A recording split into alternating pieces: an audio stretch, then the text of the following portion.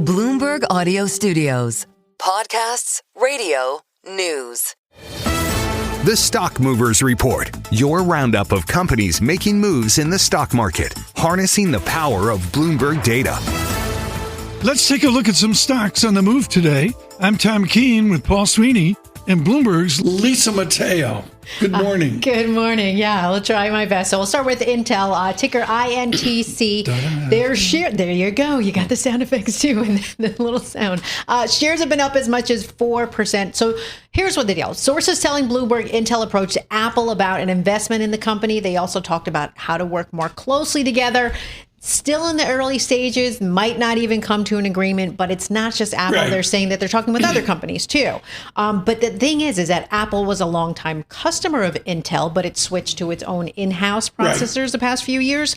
So the Apple chips are now produced by Taiwan Semiconductor Manufacturing, but they're saying that, you know what, Apple's likely to stick with their own I'm a in-house. living, breathing example of this. My main computer at home is what's called a 2019 Intel Mac. There you go. And it was back before Taiwan Semi and all that. And it's not at obsolescence yet, but you know where you've been. It's when Dan Ives goes, Ed Ludlow goes, and they stand on stage and do the touchy-feely thing. They won't let me in. No. They said no ties allowed. No. But Lisa, seriously, they're switching over, and right now they have a plan to phase out the computers like I have at home. Don't tell Mrs. Keene. And look at this Intel stock. Let's put this into perspective. This stock was in the doghouse. It was for years. So for the past 5 years, compounded annual return of negative 7% per year. This year, the stock is up 55%. So it feels like it has suddenly caught the AI tailwind that it so desperately needed. And has it? Well, the government's in for 10%. NVIDIA's in for 5%. Maybe Apple's going to be in. SoftBank, this is their time to shine. SoftBank. So maybe this brings them in from the wilderness, the tech wilderness. Okay, next. We'll see. Okay, Oracle. We'll go there. ORCL. We're staying on tech, yes, are we? Yes, we are. Wow. You're lucky I'm not going quantum. Okay, so shares are down as much as 3%. It comes after they kicked off one of the biggest bond sales of the year. So this was $18 billion U.S. investment grade bonds. This came out yesterday. Yeah. So it's ramping up spending, right? We've been talking about it to meet those needs of all the AI boom. So sources are saying demand peaked at nearly $88 billion.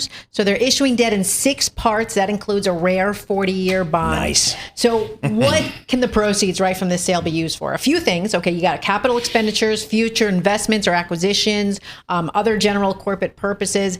But the thing is Oracle begun to, fulfill these massive cloud infrastructure deals with customers like OpenAI, customers like Meta. So over the next several years, Oracle, they're projected to spend hundreds of billions of dollars to rent and power data centers. Look at this. Thank you. I literally stopped the show yesterday, but the number I had at the time was a printed 15 gazillion. I guess they upsized. And you just said 18 gazillion? Yep. Paul, seriously, Paul knows more about this than I do. They literally make 5 phone calls, right? Yeah. This is a flyby deal. They call Fidelity, they call BlackRock, they call JP Morgan, whatever. Call the existing holders and say, do you want to top up? Here's what's happening here. In fiscal 22. You got to live in the New Jersey Shore to say top up. Yeah, top up. That's literally what I say. It's a top up call. Do you want to top up your position? Fiscal 22, $4.5 billion of capital expenditures. This year, $35 billion of capital. So they're negative free cash flow because they're saying, we're just throwing money against this AI thing and hope for the best. My favorite screen, folks, for those of you with a terminal in the car, the WACC screen. Yeah. Tom Secunda told me about this long ago. He's pretty Weighted good. average cost of capital screen. Oracle, Lisa's like, why are we doing this? Oracle, ready? 13% long-term debt, 1% short-term debt, blended 14.1%.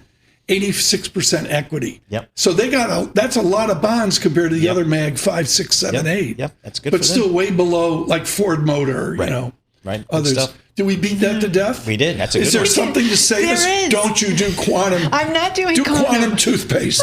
I'll do CarMax, Yeah. okay? KMX, it's been down as much as 13%. All right, so they had big earnings per share, sales shortfalls in the second quarter. The reason why it looks so big compared to last quarter, the previous quarter, people rushed to get cars because they were trying to get ahead of the 25% tariffs on the imports from April. So that's the reason why the tick down now. They also had losses if you look at the loan side of the business. CarMax Auto Finance, their income decreased more than 11%. Their provision for loan losses was $142 million compared to $112 million in the prior year's second quarter, but it's starting to affect other stocks like Carvana. The Stock Movers Report from Bloomberg Radio.